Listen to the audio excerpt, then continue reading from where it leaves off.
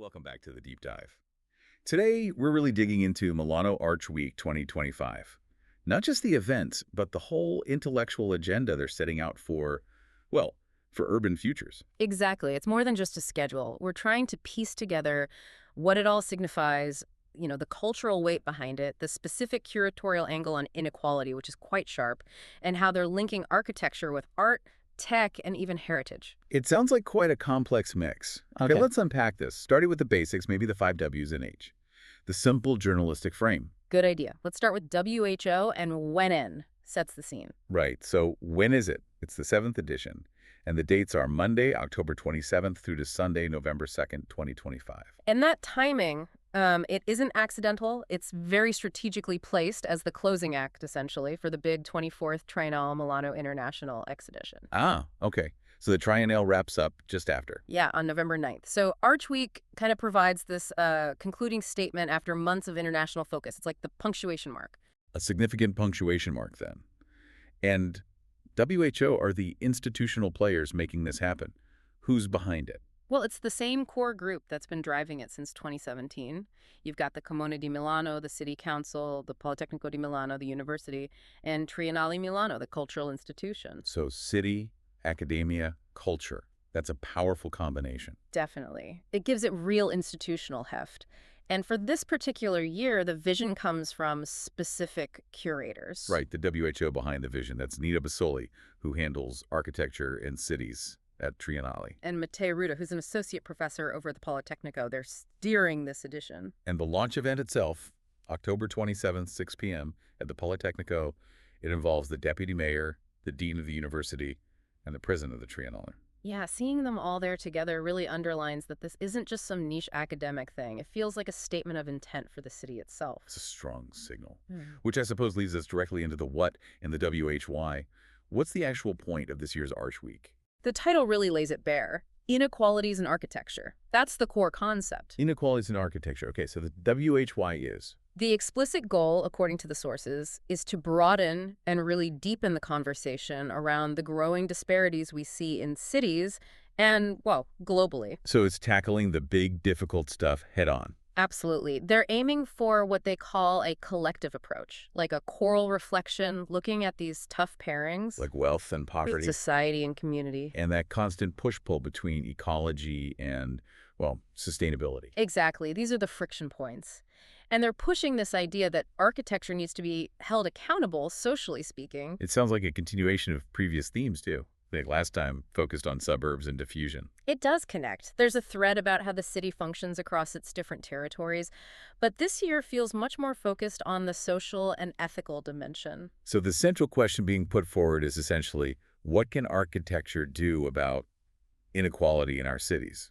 That's precisely it. Moving beyond just how things look to how they function ethically and who they serve. Okay, but let me ask this.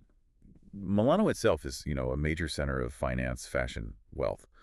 Is there a danger this becomes just architects talking about poverty from a distance? How do they avoid that? That's a really fair question. And I think the answer lies in the where and the how W. The way they're executing this seems designed to counter that exact criticism. How so? Well, where is it happening? Yes, the main hubs are the Politecnico and the Triennale, the big institutions, but it's deliberately not confined there. Right, you mentioned it's polycentric.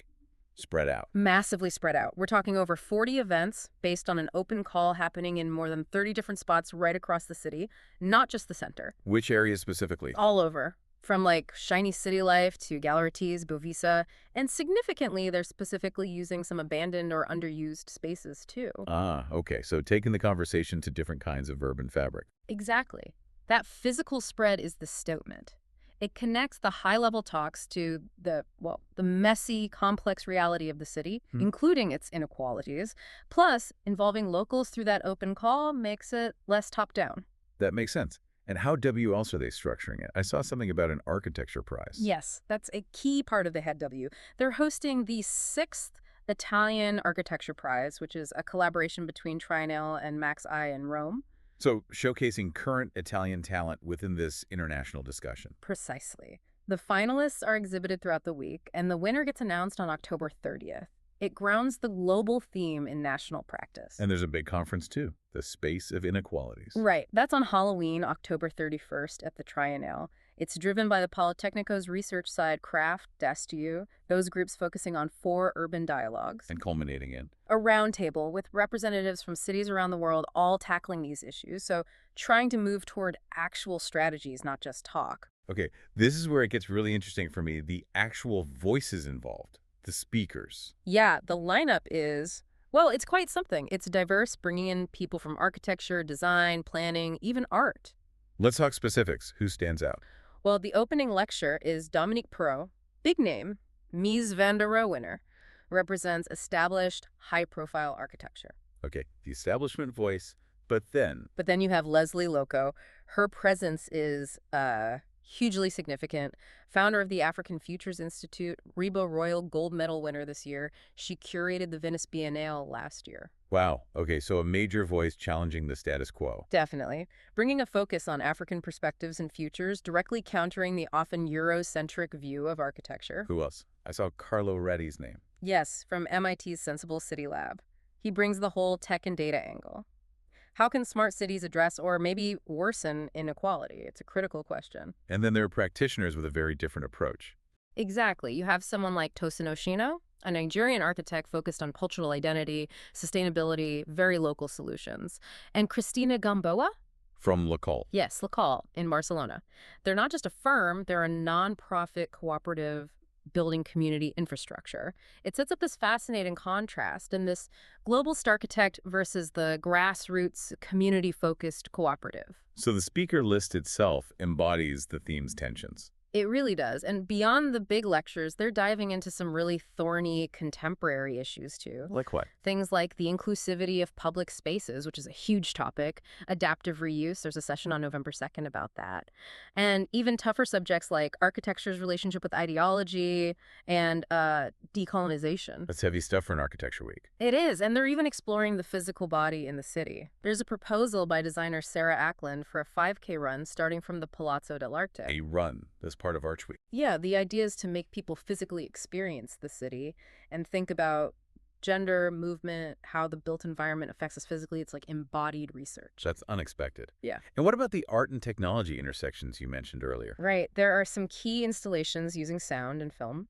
There's a new space at the Triennale called Voce for sound. Okay. And it's hosting an 8-channel audio piece using interviews from a work called Ritratto di Città 2020 by Mas Beto. It's curated as a tribute to the composer Luciano Berio, linking city history, interviews, and contemporary sound art. Interesting. Merging different layers of culture. Exactly. And then in the Gioco space, dedicated to games and interaction, I believe, there's a video installation by Ila Becca and Louise Lemoyne. The architecture filmmakers, their stuff is huge. MoMA acquired their whole filmography. Right. That's them. So having their work featured brings in this high-level, critical film perspective on space and life. And performance art, too. Yes, a show called Monument DA. It uses choreography and Italian Sign Language LIS, exploring diversity as a source of potential. So using the stage to physically represent themes of difference and inclusion. Wow. Okay, so pulling all these threads together, what's the big takeaway? What does this complex, spread out, multi-format week actually achieve? I think what it really boils down to is this. They're using Milano itself, the whole city, from the Grand Triennale down to those forgotten corners as the platform for a genuinely critical global discussion about fairness in how we design our environment. So linking the theory to the ground level. Precisely. Connecting the abstract ideas of architecture and urbanism to real social questions and hopefully outcomes, it feels like a very structured attempt to make the profession face up to its ethical responsibilities. And the community engagement part, the open call, the diffused venues that reinforces it. Definitely. And the fact that almost everything is free to attend is crucial too. You can't really talk about tackling inequality if the conversation itself isn't accessible. Only the performances at Triennale need tickets. That makes the whole thing feel more authentic to its theme. It really does. The platform itself tries to embody the equity it's discussing. Okay, so thinking about the future, and maybe building on some of the tech themes, like Marino Otero Verzier's work on data archiving, it makes you wonder, doesn't it? How will all this digital innovation, AI, big data, smart cities, actually play into this inequalities and architecture equation? That's the million-dollar question, isn't it? Will it help bridge divides or just create new ones? Will it lead to more equitable design or just, more efficient control? It's something to keep thinking about long after Arch Week finishes. Absolutely. And maybe checking out some of those films in the Giuoco space, like the ones mentioned, Orlando, My Political Biography, or La Storia da Franca della Nina might offer some provocative insights on the social side, too. Definitely food for thought.